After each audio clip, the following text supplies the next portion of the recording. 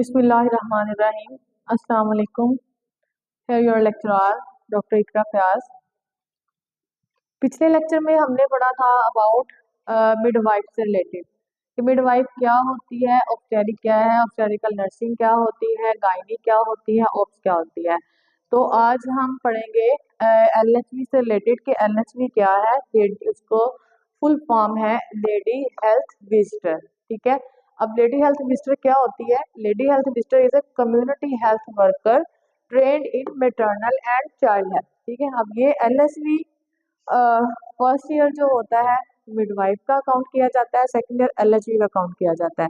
तो एलएचवी का मतलब क्या होता है? उसने कम्युनिटी में ना सिर्फ उसने एक सेंटर पे बैठ के अपने क्लिनिक पे बैठ के हेल्थ केयर प्रोवाइड करनी है प्रेग्नेंट लेडीज को, बल्कि उन्होंने कम्युनिटी में भी उन्होंने जो है अपनी मैटरनल और चाइल्ड हेल्थ को प्रमोट करना होता है। अब इनके रोल क्या है, ये अक्सर क्वेश्चन आता होता है कि define LHV lady health visitor and write its functions या write its role. Role of LHV most of the time आया हुआ है पेपर में। तो अब इसका क्या रोल क्या है एलएचवी का इन द कम्युनिटी, ओवरऑल उसके क्या रोल है? तो फर्स्ट ऑफ ऑल उसका जो बेसिक रोल है वो है pregnancy care till delivery. Conception से लेकर जैसे उसने कंसीव किया डिलीवरी तक, उसके बाद जो 6 वीक्स का पीरियड होता है पोस्टमार्टम प्यूपीरियम का पीरियड, उसमें भी उसमें सारी उसकी टेक केयर करनी होती है। उसके प्रॉपर प्रेगनेंसी में चेकअप्स करने होते हैं। उसको कुछ ज़रूरी जो एडवाइस हैं न्यूट्रिशन से रिलेटेड, खाने पीने के हवाले से, टेस्टों के हवाले से, पूरे 9 मंथ उसके फॉलो अप पे उसको बुलाना होता है। क्या जो आपने 10 दिन बाद 15 दिन बाद दोबारा चेकअप के लिए आना है, वो कुछ एडवाइस और हम उसने डिटेक्ट करना होता है कि जो हाई रिस्क केसेस हैं जैसे कि प्रीक्लेम्शिया की हिस्ट्री के साथ, पीआईएस की हिस्ट्री के साथ, हाइपरटेंशन के प्रॉब्लम्स के साथ, एबॉर्शंस और जो है हैबिचुअल अबॉर्शंस के केसेस जो हैं, एंटीपार्टम हेमरेज के ब्लीडिंग के जो हाई रिस्क केसेस हैं उनको अर्ली रेफर कैसे किया जाता है आगे मजीद टर्शरी केयर के लिए, ये एलएचवी को पता होना चाहिए। उसके बाद सेकंड उसका रोल क्या है? Child health. ना सिर्फ मैटरनल, उसकी चाइल्ड हेल्थ भी बहुत ज़रूरी है। चाइल्ड हेल्थ में एलएचवी ने वैक्सीनेशन भी करनी होती है, उसको सारा इम्यूनाइजेशन शेड्यूल आना चाहिए।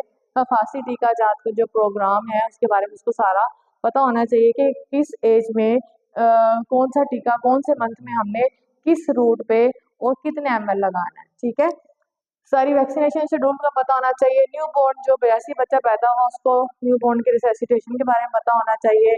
ठीक है कि न्यू बोर्न पैदा हुआ बेबी हुआ है तो हमने उसको कैसे उसको वार्म करना है, उसका एक आपका स्कोर होता है, हमने उसको कैसे मेंटेन करना है, उसकी ग्रोथ मॉनिटरिंग प्रॉपर करनी है कि क्या बच्चे की प्रॉपर ग्रोथ हो रही है, बच्चा पहले से वीक तो नहीं जा रहा, उसकी हाइट वेट उसका मुआब उसके एज के हिसाब से बिल्कुल ठीक है। ये सारी चीज़ें किसने देखनी है?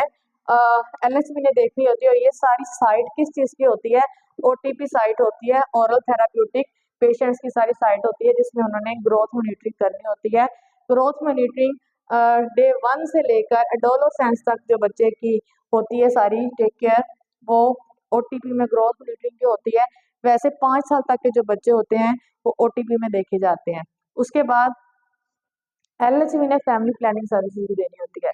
डिलीवरी हुई, डिलीवरी के फौरन बाद जो प्यूपेरियन पीरियड उसका स्टार्ट हुआ, जब पेशेंट को डिस्चार्ज करना है तो फैमिली प्लानिंग सर्विसेज लास्ट में प्रोवाइड करनी होती है। काउंसलिंग करनी होती है पेशेंट की प्रॉपर फैमिली प्लानिंग से रिलेटेड, उसको कॉन्ट्रासेप्शन भी प्रोवाइड करनी होती है। अगर फैमिली प्लानिंग डिलीवरी के फौरन बाद जो कुछ मेथड ऐसे होते हैं जो हम जो लैक्टेटिंग वुमेन होती हैं, दूध पिलाने वाले, वो हम उसमें नहीं दे सकते हैं। तो कुछ जो होते हैं हम फौरन बाद दे सकते हैं। तो वो काउंसलिंग उस हिसाब से पेशेंट की करनी होती है कि कौन सा मेथड उसकी सेहत के हिसाब से, उसके प्रॉब्लम्स के हिसाब से उसके लिए सूटेबल है। हमने वो कॉन्ट्रासेप्शन जो है मेथड उसको प्रोवाइड करना होता है ताकि जो उसकी हमारी नेक्स्ट जो जनरेशन है या नेक्स्ट जो पैदा होने वाला बच्चा है उसमें एक हेल्दी स्पेसिंग हो सके, एक उसकी बर्थ स्पेसिंग हो सके, एक लिमिटेशन हो सके। ठीक है। उसके बाद हेल्थ एजुकेशन आ जाता है कि हमने पेशेंट को प्रॉपर हेल्थ से रिलेटेड भी एजुकेशन प्रोवाइड करनी होती है। उसमें हमने अबाउट हाइजीन भी बताना होता है। जब हमने पेशेंट को डिस्चार्ज किया या जब वो प्रेगनेंसी का पीरियड उसका चल रहा है, उसको हाइजीन बहुत ही ज़रूरी है। सफाई सुथराई के बारे में हाइजीन बोलते हैं, सफाई सुथराई। तो उससे रिलेटेड बताना होता है कि अपनी जो है प्यूबिक एरिया जो है नीट क्लीन रखना चाहिए, अपनी हेयर केयर, अपनी डेंटल केयर, अपनी नेल केयर, अपनी पूरी बॉडी की केयर जो है उसमें उसकी बहुत ज़रूरी है।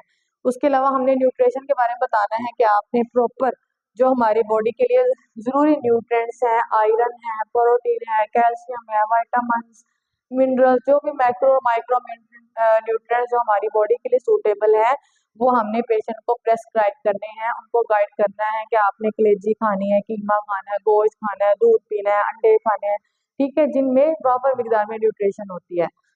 उसके बाद हमारा एक मोटिव होता है कि हमने सेफ डिलीवरी लेके चलनी है। सेफ डिलीवरी होनी चाहिए, सेफ नॉर्मल वजाइनल डिलीवरी होनी चाहिए। अगर तो कोई रिस्क है तो रिस्क की सूरत में हमें हाई रिस्क प्रेगनेंसीज को रेफर करना आना चाहिए, ठीक है। लास्ट पे